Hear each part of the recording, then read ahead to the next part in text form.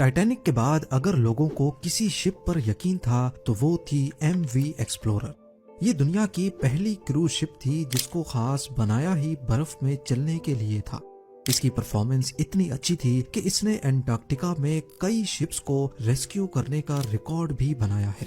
لیکن 23 نومبر 2007 کی رات کو کالے اور ویران سدرن اوشن میں اس شپ کے ساتھ ایک ایسا حادثہ پیش آیا کہ اس کو بیچ سمندر میں ہی اکیلا چھوڑ کر نکلنا کیپٹن کی مجبوری بن چکی تھی۔ زیم ٹی وی کی ویڈیوز میں ایک بار پھر سے خوش آمدید۔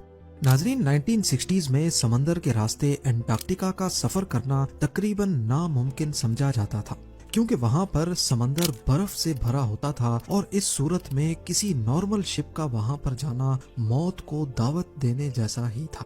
مگر ایک Swedish American businessman Eric Lindblad نے اسے چیلنج سمجھ کر قبول کیا اور ایک ایسی شپ بنانے کا ارادہ کیا جو بآسانی انٹارکٹیکا کا سفر کر سکے، اور جو لوگ انٹارکٹیکا دیکھنے کا خواب رکھتے تھے وہ اپنا خواب پورا کر سکیں۔ اسی مقصد کے لیے ایک اسپیشل شپ تیار کی گئی جس کی لمبائی 240 فٹ اور وزن 2300 ٹن سے بھی زیادہ تھا۔ اس شپ کو لنڈ بلیڈ ایکسپلورر کا نام دیا گیا۔ ایکسپلورر کا کمپیریزن اگر اتہاس کی مشہور شپس ٹائٹینک یا پھر RMS اولمپک سے کیا جائے تو یہ ان سے چھوٹی تو ضرور تھی، مگر مضبوطی میں اس کا کوئی جواب نہیں تھا۔ یہ وہ پہلی کروز شپ بنائی گئی تھی جس کا مقصد پیسنجرز کو انٹارکٹیکا کے برفیلے پانی کی سیر کرانا تھا۔ نارملی یہ کام عام شپس نہیں کر سکتی۔ اگر کبھی شپس کو برفیلے سمندر میں جانا ہو تو ان کے آگے آئس بریکر لگایا جاتا ہے، لیکن یہ آئس کلاس 1A شپ، یعنی اس کو برف میں چلنے کے لیے آئس بریکر کی ضرورت نہیں تھی، بلکہ اس کا باؤ ایسے ڈیزائن کیا گیا تھا کہ شپ کے وزن سے ہی برف ٹوٹتی جاتی تھی۔ اس شپ میں 104 پیسنجرز اور 54 کریو ممبرز کے لیے جگہ موجود تھی۔ کروز شپ میں تمام لگژری فیسلٹیز کے ساتھ ساتھ ایک اور چیز بھی تھی جو ایم وی ایکسپلورر کی شان میں اضافہ کر رہی تھی، کیونکہ اسے خاص طور پر انٹارکٹیکا کے سفر کے لیے بنایا گیا تھا اور وہاں موجود برف سے محفوظ رکھنے کے لیے اس کے حل کو ڈبل لیئر میں بنایا گیا تھا۔ لانچ ہوتے ہی یہ شپ پوری دنیا میں فیمس ہو گئی اور لوگ اس پر سوار ہو کر انٹارکٹیکا جانے کی خواہش رکھنے لگے۔ اصل میں پہلے اس کا نام تو لنڈ بلیڈ ایکسپلورر رکھا گیا تھا، لیکن وقت کے ساتھ ساتھ اس شپ کے اونرز بھی بدلتے رہے اور 2004 میں آخری بار اس کو Toronto based travel company gap adventures نے خریدا، جنہوں نے اس کا نام ایم وی ایکسپلورر رکھ دیا تھا۔ اس کے بعد یہ کسی اور مالک کے قبضے میں نہیں آ پائے گی، ایسا کسی کے وہم و گمان میں بھی نہیں تھا۔ 2007 تک ایم وی ایکسپلورر انٹارکٹیکا کے 250 کامیاب سفر کر چکی تھی، لیکن اسی سال کے نومبر میں اس کو ایک ایسے سفر پر روانہ ہونا تھا جہاں سے لوٹ کر یہ کبھی واپس نہیں آئے گی۔ یہ نومبر 2007 تھا۔ ایم وی ایکسپلورر اپنے 19 روزہ سفر کے لیے بالکل تیار تھی۔ اس کو ارجنٹینا کے شہر اسوائیا سے اسٹارٹ لینا تھا اور فاکلینڈ آئی لینڈ سے ہوتے ہوئے ساؤتھ جارجیا آئی لینڈ اور پھر انٹارکٹیکا تک پہنچنا تھا۔ 11 نومبر 2007 کو ایم وی ایکسپلورر میں 100 پیسنجرز اور 54 کریو ممبرز ایک بار پھر سے انٹارکٹیکا کے اس حسین سفر کے لیے روانہ ہوئے۔ یہاں تک سب کچھ نارمل چل رہا تھا، کسی کو بھی اندازہ نہیں تھا کہ ان کا یہ حسین سفر ان کو کس مصیبت میں دھکیلنے والا ہے۔ ایم وی ایکسپلورر کے کیپٹن 49 ایئرز کے بینٹ وائمن تھے۔ وہ ہزاروں بار اس برف سے بھرے سمندر پر شپس چلا چکے تھے اور اسی ایکسپیرینس کی وجہ سے ہی پیسنجرز خود کو محفوظ سمجھ رہے تھے۔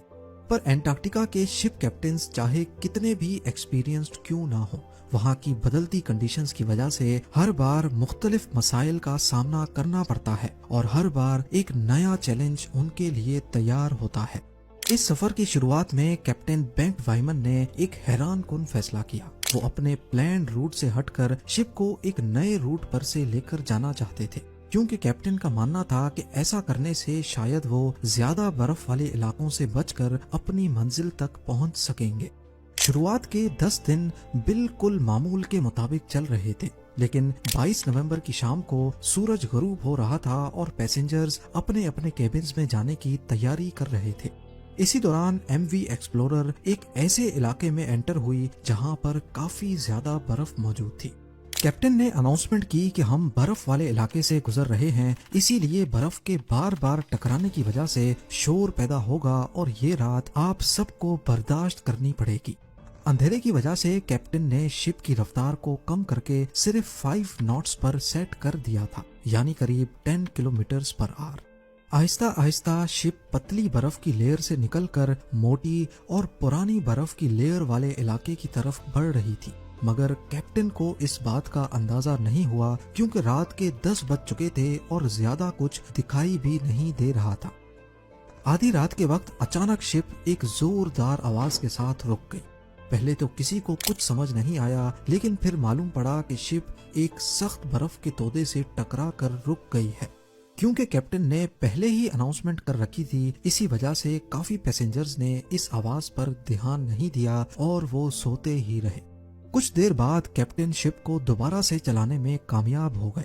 ایم وی ایکسپلورر اب دوبارہ سے برف کو کاٹتی ہوئی برفیلے سمندر میں آگے بڑھ رہی تھی، مگر کیپٹن سمیت شپ میں سوار پیسنجرز یہ نہیں جانتے تھے کہ شپ کے حل میں ایک سوراخ ہو چکا ہے اور پانی اب دھیرے دھیرے شپ کے نچلے حصے میں جمع ہونا شروع ہو چکا ہے۔ سوئے ہوئے پیسنجرز کی آنکھ تب کھلی جب ان کے کیبنز میں پانی بھرنا شروع ہو چکا تھا۔ کیونکہ پیسنجر کیبن جہاز کے نچلے والے حصے میں تھے، اسی لیے پانی سب سے پہلے وہیں پہنچا تھا۔ یہ دیکھتے ہوئے پیسنجرز میں اچانک ایک خوف کی لہر دوڑ گئی۔ ہر کوئی اپنی جان بچانے کے لیے ادھر ادھر بھاگنے لگا۔ پانی اب ہر ممکنہ جگہ سے شپ میں داخل ہو رہا تھا، چاہے لائٹ سوئچ ہوں، ڈکٹ وینٹ یا پھر دروازے کی دراریں۔ جب تک کیپٹن کو اس بات کا علم ہوا تو کئی کیبنز پانی سے بھر چکے تھے۔ پہلے تو ان کو لگا کہ شاید چھوٹا ڈیمیج ہوا ہے جس پر قابو پایا جا سکتا ہے، لیکن جب پانی کا پریشر بڑھتا ہی جا رہا تھا تو کیپٹن بھی سمجھ گیا کہ بات اب قابو سے باہر نکل چکی ہے۔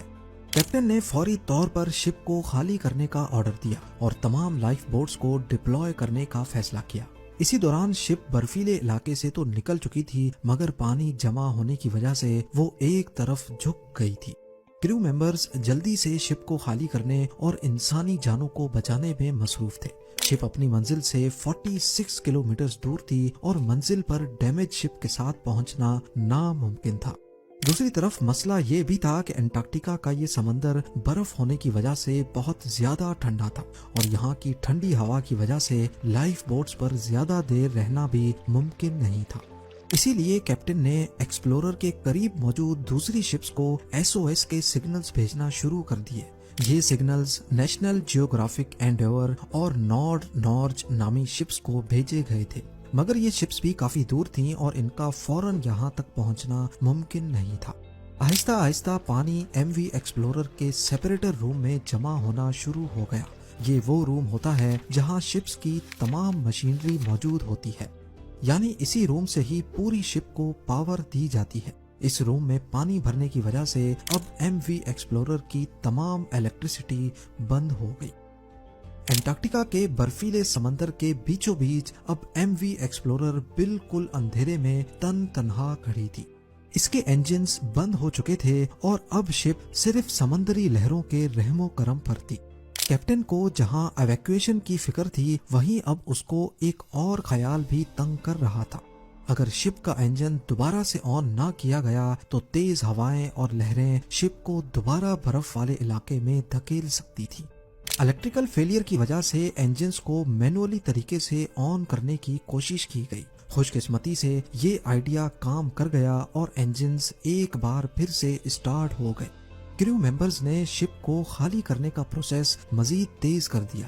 کچھ ہی دیر میں جہاز پر سوار تمام افراد 4 لائف بوٹس میں سوار ہو کر ٹھنڈے ترین پانی میں اتر گئے۔ کچھ دیر تک کیپٹن اور چند کریو ممبرز شپ کو سیدھا کرنے کی کوشش کرتے رہے، لیکن آخرکار انجن ایک بار پھر سے بند ہو گئے۔ اب ایم وی ایکسپلورر میں پانی تیزی سے بھرتا جا رہا تھا اور کیپٹن کو جلد از جلد کوئی فیصلہ کرنا تھا، لہٰذا کیپٹن اور چند کریو ممبرز بھی شپ سے اتر کر لائف بوٹس میں سوار ہو گئے۔ اب یہ 150 سے زیادہ لوگ لائف بوٹس میں موجود ٹھنڈے ترین سدرن اوشن میں کھلے آسمان کے نیچے کسی مدد کا انتظار کر رہے تھے اور ٹھنڈی ہوا ان کا انتظار مشکل سے مشکل بنا رہی تھی۔ اگلے 4 گھنٹوں تک یہ انتظار جاری رہا اور آخر کار ایک شپ ان